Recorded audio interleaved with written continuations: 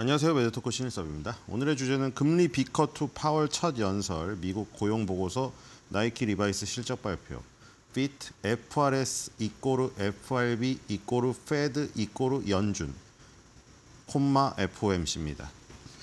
자, 오늘 이번 주의 주요 일정을 보겠습니다. 9월 30일 월요일 날 시카고 비즈니스 바로미터 9월 발표되고요. 제롬 파월 연방준비제도 의장 연설이 있네요. 지난주 금요일 날 그 연설은 우리 고등학교, 중고등학교 축제 때 앞에 연예인 축하사 사전 녹화 떠가지고 한번 부탁해가지고 해주는 그런 연설이었고 아무 의미 없었죠. 근데 이번에는 주제가 있습니다. 그래서 중요한 것이고요. 카니발 실적 발표가 있습니다. 축제를 열 수 있을지 지켜봐야 될 것 같고요.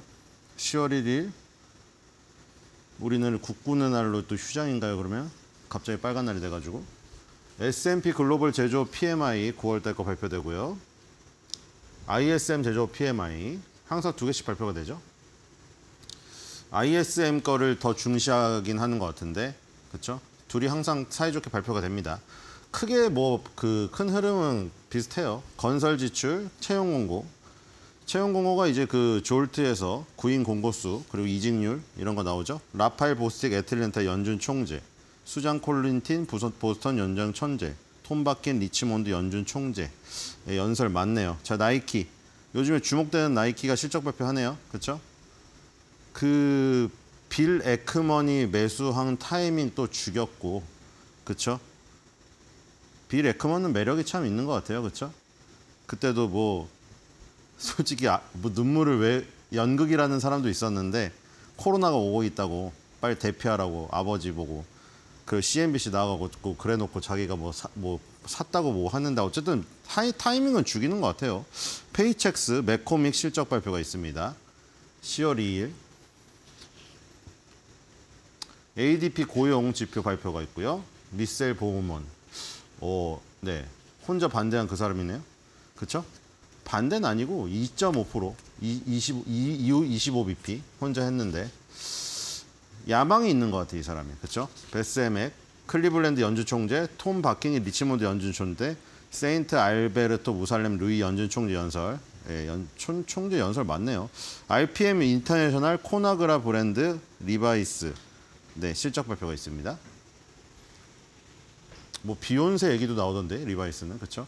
10월 3일 날 목요일 초기 실업수당 청구 건수 나오고요. S&P 글로벌 서비스 PMI, ISM PMI. 하여튼 둘이 같이 나와요, 다. 그렇죠? S&P든 ISM이든. 자, 공장 주문 있고요. 라파엘 보스틱 애틀랜타 연준 총재, 제프 슈미드 캔자스시티 연준 총재, 카시카리 미니애폴리스 연준 총재 연설. 네, 투표권이 없는데 이 사람은 되게 많이 나와요. 컨스틸레이션 브랜드 실적 발표 있습니다. 네, 금요일입니다. 미국 고용 보고서. 저게 중요하겠네요. 존 윌리엄스 뉴욕 연준 총재. 연준 총재 이 사람은 계속 바뀌지가 않죠. 뉴욕은 계속 이사회예요. 자, 금요일 날 이런 그 굵직한 것들이 있습니다. 자, 실적 발표 일정입니다. 그 몇 개 안 되는데 중요한 것들이 있죠. 카니발. 과연 우리 그 살아나서 지금 놀러를 많이 가는가 알아볼 수 있을 것 같고요. 나이키랑 리바이스 실적 발표가 있고요. 컨스트레이션 브랜드. 제가 제일 좋아하는 종목 중 하나죠. 3개 중에 하나 들어가요. 이런 것들이 그런 것들이 발표가 있습니다. 들어가겠습니다. 자, 고용 보고서가 가장 중요하겠죠. 연방준비제도 이사회가 이걸 어떻게 통일해야 될까? 이게 다 헷갈리죠. FRB인지 FRS인지 페드인지 연준인지 뭔 그쵸? 다 틀려가지고 다 똑같은 말이에요. 연준으로 하자고 그냥 약간 합의해서 얘기했는데 그걸 뭐 법이 아니니까 지키질 않으니까요. 그냥 알아서 들으셔야 돼요. 외신이건 뭐건 어딘 연준이고 어딘 FRB고 어딘 페드고 옆에 FRS고 전부 다른 단체 같잖아요. 다 같은 단체입니다. 월요일 제롬 파월 의장을 비롯한 많은 연준 관계자들이 이번 주에 발언합니다. 자, 건설 지출 및 공장 주문 데이터와 함께 제조 및 서비스 부문 설문조사 결과 발표될 예정이고요. 자, PMI I 뒤에 들어가는 게 설문조사죠. 나이키와 리바이스 그리고 식료품 음료 공급업체 코나그라 브랜드 그다음 컨스텔레이션 브랜드 실적 발표. 소비재의 실적 발표가 많이 있습니다. 자, 뒤로 가보겠습니다. 자, 이번에 그 제롬 파월 의장이 금요일 날은 아까 말했듯이 별 필요가 없는 그 축사고요. 그냥 제롬 파월 연방준비제도 의장이 이제 중앙은행의 기준금리 궤적을 밝힐 수 있는 연설을 할 예정이다. 왜냐하면 지금 인플레이션에 대응하기 위해 수년간 금리를 높게 유지해오다가 실업률 급증을 막기 위해서 금리를 인하하기 시작하는 첫 번째였기 때문에 금리 인하 속도가 얼마나 빨라질지 명확하게 파악하고 있으며 투자자들은 연준이 11월 다음 회의에서 금리를 얼마나 가파르게 인하할지 불확실하다. 자, 금리 인하가 이제 2번 남았는데 얼마를 내릴지가 궁금한 거죠, 이제 사람들은. 자, 뒤로 가겠습니다. 자, 그래서 지금 11월 6일, 7일 날 기준금리 회의가 또 있는데 연방공개시장위원회 회의, 이게 FOMC죠. FRB, FRS, 뭐 페드, 연준 다 똑같은 말인데 거기서 그 부서예요. 회의 부서. 거기서 기준금리 결정하는데 25bp를 인하할지 아니면 이번처럼 50포인트를 인하할지 의견이 분분하다. 그래서 페드워치라는 CME 그룹의 도구에 있는데 지금 현재 55% 정도 나온다. 이렇게 되어 있는데요. 반반이네요. 반반. 자, 뒤로 가겠습니다. 지금 38일 22시간 44분 47초 남았습니다. 지금은 조금 더 줄었겠죠? 얼마 전에 딴 거니까요, 지금. 뒤로 가겠습니다. 자, 11월 7일에 나와 있고요. 여기서 이제 50bp 인하 53.3, 25bp 인하 46.7이 나와 있네요. 이번에 혼자 이사회에서 반대겠죠. 그러면 인하는 인하인데 반대. 만장일치가 안 됐으니까요. 어차피 미셸 보우만은 또 어떤 선택을 할지. 미셸 보우만 때문에 그게 깨져버렸잖아요. 그린스펀 이후에 처음으로 파월이 이사회에서 한 명이 반대한 게 나왔다고 파월 흔들기에 또 나섰잖아요. 지금 53.3에 46.7 비슷하네요. 근데 B컷이 조금 더 많네요. 뒤로 가보겠습니다. 사람들이 B컷을 원하나요? 자, 페더럴 리저브 시스템스 FRS. 자, 여기까지 하면 이걸 시스템으로 하면 FRS고 여기를 뱅크로 하면 FRB고 그냥 페더럴 리저브 여기까지만 하면 페드예요. 우리나라 말로 하면 그냥 연방준비제도인데 줄여서 연준으로 쓰자고 어떤 암묵적인 합의가 있지만 그게 법적인 뭐가 없으니 강제성이 있는 게 아니니까 전부 다 틀립니다. 언론마다. 그러니까 알아서 하셔야 돼요. 똑같아요. 연방준비제도, 연준, FRS, FRB, 페드 다 똑같은 말이에요. 자, 연방준비제도는 그럼 무엇인가? 미국 중앙은행입니다. 중앙은행. 우리나라 따지면 한국은행이죠. 중앙은행인데 연방준비제도가 일반적으로 하는 것이 미국 통화 및 금융 시스템을 규제한다. 그리고 연방준비제도가 워싱턴 DC의 중앙정부기관 그리고 이사회, 미국 전역의 주요 도시에 있는 12개 지역의 연방준비은행으로 구성되어 있다. 자, 이렇게 세 가지로 구성되어 있습니다. 워싱턴 DC의 중앙정부기관이랑 미국 전역 주요 도시에 있는 12개 지역의 연방준비은행, 그다음에 이사회, 그 7인 중에 한 명 미셸 보우만이 지금 마이너리티 리포트를 냈다고 해서 지금 그 이사회가 깨졌다고 하는 거잖아요. 지금. 연준의 중심 역할은 무엇보다도 연준의 통화 정책을 처리하는 것입니다. 자, 통화 정책이 가장 중요한 것이죠. 뒤로 가보겠습니다. 연방준비제도. 연방준비제도는 미국의 중앙은행 시스템이다. 미는 국가경제와 은행산업의 주요 동력이다. 은행은 총재가 이끌고 있고 다른 6명의 이사회 멤버로 구성되어 있다. 그러니까 파월 의장이자 총재 한 명에다가 6명 이사회 멤버니까 그래서 7명이 투표를 하는 겁니다. 7명에다가 이제 이 5명을 더해서 투표를 하는 거죠. 그게 12명이 투표를 하는 거고 이 개인들은 대통령이 지명한 후 상원의 인준을 받게 되어 있다. 이렇게 되어 있어요. 이사회는 대통령이 지명한 후에 상원의 인준을 받아야 됩니다. 그래서 대통령이 공화당 쪽이면 공화당을 지명할 수도 있고 민주당이면 민주당을 지명할 수도 있어요. 뒤로 가보겠습니다. 보우먼은 공화당에서 지명한 인사예요. 연준이 5가지 일반적인 기능을 수행합니다. 국가 통화정책 수행, 은행기관 규제, 소비자의 신용권 모니터링 및 보호, 금융 시스템의 안정성 유지, 미국 정부의 금융 서비스 제공. 당연히 국가 통화정책 수행, 이게 가장 중요하겠죠. 자, 페드 와이어 펀드 서비스랑 페드 와이어 증권 서비스, 국민 결제 서비스 등 3가지 도매 결제 시스템을 운영하고 있습니다. 자, 이런 역할을 하고 있고요. 뒤로 가보겠습니다. 자, 1907년에 금융공황이 일어나가지고 1913년에 우드로 윌슨 대통령이 서명해서 이게 설립됐어요. 그 전에 중앙은행이 없었습니다. 강대국 중에 유일하게 중앙은행이 없었어요. 근데 공황을 맞이하다 보니까 이걸 조절할 기관이 필요하다 해서 연방준비제도를 만들었습니다. 중앙은행이요. 자, 뒤로 가겠습니다. 중앙은행이 금융공황 때문에 생긴 겁니다. 자, 그래서 여기 법에 나와 있죠. 파월이 왜 항상 얘기하는 게 어디서 나오느냐. 그냥 파월은 이대로 하는 거예요. 연방준비제도의 3가지 주요 목적. 최대 고용, 안정적인 가격, 적당한 장기 이자율. 이게 연방준비제도법에 명시되어 있어요. 이 3가지 의무를 해야 돼요. 요거를. 그러니까 파월이 입에서 나오는 건 다 여기를 근간으로 하고 있는 거죠. 고용률, 실업률, 그다음에 이건 인플레이션이죠. 지금 그러니까 인플레이션이 2%로 간다는 그런 뭐 방향성만 확인되면은 우린 금리 인하를 할 수 있다고 했잖아요. 그래서 2%로 가고 있잖아요. 그래서 그 다음에 잡으려고 하는 게 고용이잖아요, 지금. 그러니까 지금 초점이 다 일로 맞춰졌죠. 그러니까 이번 주가 중요한 거죠. 이번 주에 나오는 게 죄다, 그렇죠? 졸트 구인 공고수 이직률 나오죠. 그리고 뭐 ADP에서 발표하는 비농업 취업자 수 나오죠. 그다음에 페드에서 고용 보고서 나오죠. 그러니까 다 고용에 지금 해당된 거예요. 왜냐하면 2%로 간다. 처음에 2%를 계속해서 중시하다가 하도 뭐 그 2%가 무슨 뭐 꿀을 발랐는데 거기까지 갈 때까지 언제 기다리냐 죽겠다 뭐 이러니까 2%로 가는 방향성이 확인되면 금리 인하를 하겠다고 해놓고 정말 B컷을 쳐버렸어요.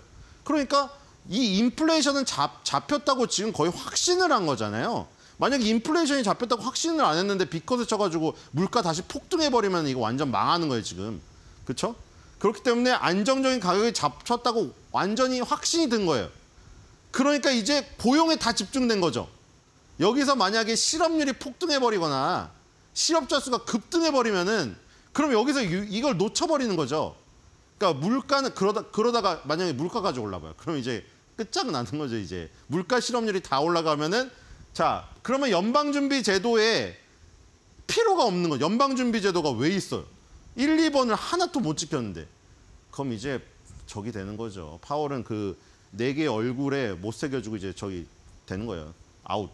최대 고용 안정적인 가격. 이거 2개를 잡아야 되는데 안정적인 가격은 잡았다고 지금 확신이 드니까 B컷을 쳤기 때문에 이제 만약에 실업률이 안정화되고 고용이 많이 되고 이게 나오면은 그럼 이제 연착륙 얘기가 나오면서 오, 역시 파월 잘했네. 이렇게 바뀌게 되겠죠. 3번째는 적당한 장기 이자율. 요건 지금 요즘에 적이 됐다고 하지 않았나요? 요즘에 다시 제대로 올라갔다고 하지 않았나요? 그렇죠. 원래 그 장기 이자율이 당연히 단기 이자율보다 높아야 되잖아요. 우리가 미래의 불확실성 때문에. 그렇죠? 먼 미래 내가 뭐 좋은 아파트에 살게 해줄게 10년 뒤에. 그거 어떻게 믿어요? 10년, 한 달 뒤에 어떻게 될지도 모르는 걸 10년 뒤에 아파트 사줄게. 그런 사람 진짜 있었어요. 그렇죠? 강남에 지나가면서 야 오빠가 저 빌딩 저기 있네. 저 빌딩 내가 너 오늘 재벌 3세라서 저거 아버지 죽으면 저 물려받을 건데 그래가지고 여자 7명을 꿰어가지고 뭐 20억을 뜯고 뭐 그 뉴스에 나왔잖아요. 그러니까 그 먼 미래의 불확실한 거에 대한 대가가 금리이기 때문에 원래 장기 금리가 단기 금리보다 높아야 정상이죠. 아니 내일 모레 카페 가서 요화정 사줄게. 이건 이 정도는 솔직히 그쵸? 아무리 돈이 없어 보여도 내일 카페 가서 요화정 사줄게는 솔직히 이거는 요화정 사줄게가 그 무슨 10년 뒤에 내가 건물 사줄게 이거보다 어떻게 더 실현 가능성이 낮겠습니까? 그러니까 당연히 단기 금리가 낮아야 정상인 거죠.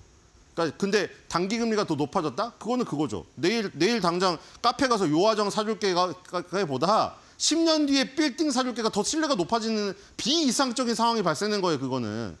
그러니까 그래서 맨날 장단기 금리 차가 역전됐다는 얘기가 그거예요. 그 말이. 무슨 얘기인지 아시겠죠? 제가 뒤로 가보겠습니다. 연방준비제도 대 연방공개시장위원회. 그러니까 연방준비제도, FRS 아니면 FRB, 연준, 페드가 그 안에 있는 부서가 FOMC예요. 연방공개시장위원회. 연준의 통화정책 결정기관으로 연준의 통화공고를 관리한다. 이 위원회는 연준 이사회 멤버 7명, 아까 파월 의장 포함해서 6명. 그러니까 여기서 뉴욕 연준 총재가 이게 들어가고 그다음에 나머지 11개 지역 그 연준 총재 중에 4명으로 구성됩니다.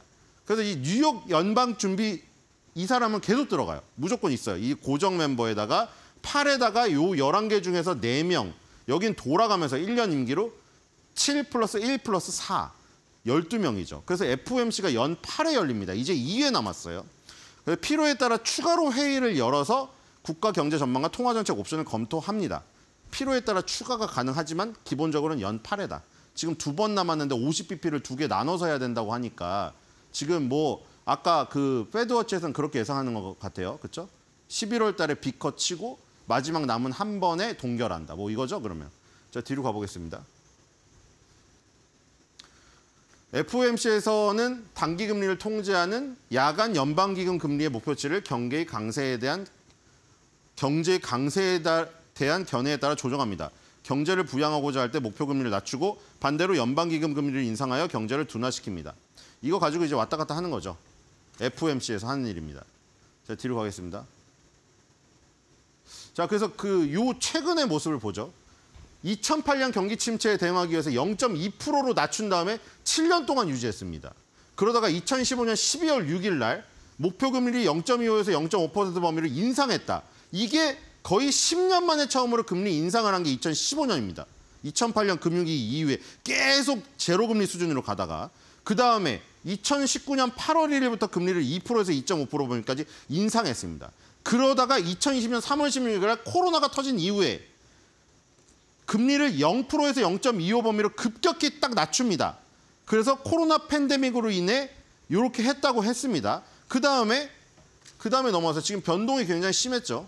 뒤로 가겠습니다. 그리고 나서 금리가 계속 올라가다가 2023년까지 인상을 하다가 2023년 7월 FOMC에서 정한 5.25에서 5.5까지 이렇게 올려서 정점을 찍습니다. 여기서. 그다음에 FOMC 회의에서 금리를 동일한 수준으로 쭉 이어오다가 2024년도 7월 회의에서 이를 확인하고 그다음에 최근에 이제 바로 직전에 4.75에서 5%를 0.5포인트 인하했다. 목표 범위를 4.75에서 5로 인하한 거죠. 그래서 인하를 한 게 B컷을 친 게 굉장히 2022년 이후에 오랜만이었었던 거죠. 이렇게 지금 진행되었습니다. 자, 그래서 이제 다 고용에 맞춰졌다고 했죠. 왜냐하면 실업률을 잡았다고, 지금 인플레이션을 잡았다고 확신이 드니까 다 고용으로 갔어요. 아까 그 연준으로 통일하죠. 연준의 지금 목표 1, 2번이 인플레이션하고 실업이잖아요. 그걸 두 개 고용하고 인플레이션을 잡아야 되는데 인플레이션이 잡았다는 확신이 드니까 B컷을 친 거죠. 그러니까 이제 다 고용으로 한 거죠. 구인 공고수가 예상치 상회가 나와야 좋은 거죠. 지금 구인 공고수가 2023년도 기점으로 계속 쭉 빠지고 있습니다. 그렇죠? 2020년 코로나 때에 비해서는 당연히 늘어 있는 상태지만 2023년에 비해서는 구인 공고수와 이직률이 계속 떨어지고 있습니다. 구인 공고수가 많이 나오고 이직이 활발해야 일자리가 많다는 증빙이거든요. 그러니까 이것도 아까 고용을 잡았는지 안 잡았는지 확인할 수 있는 하나의 변수가 될 것이고요. 월 초에 나옵니다. 주 초에. 뒤로 가겠습니다. 그다음에 이제 고용보고서의 실업률이 나오겠죠. 자, 이게 더 확인 사살이겠죠. 실업률이 조금씩 높아지고 있어요, 지금. 이 4.2인데 지금 5%대로 가고 있는데 만약에 일로 가서 실업률이 치솟으면 이제 안 되죠. 치솟으면은 물가를 잡았다는 확신이 들어가지고 B컷을 쳤는데 실업률이 안 잡혀버리면은, 실업률이 폭등해버리면은 또 여기서 B컷을 한번 더 쳐야 되는데 이제 거기서 더 치면 이제 무리가 가기 시작하는 거죠. 그러니까 이 실업률이 안정이 되는 모습이 보여야 됩니다. 그러니까 이런 지표들이 이번 주에 나오기 때문에 굉장히 중요하다. 이렇게 보시면 될 것 같습니다. 자, 그래서 이번 주에는 연준의 목표 중에서 고용에 초점이 맞추어져 있다. 자, 그럼 연준이 바라는 아인파인 소식은 무엇일까요? 일자리가 이분하게 퍼지고 물가가 타이트하게 잡힌 이 소식을 바랄 것 같습니다.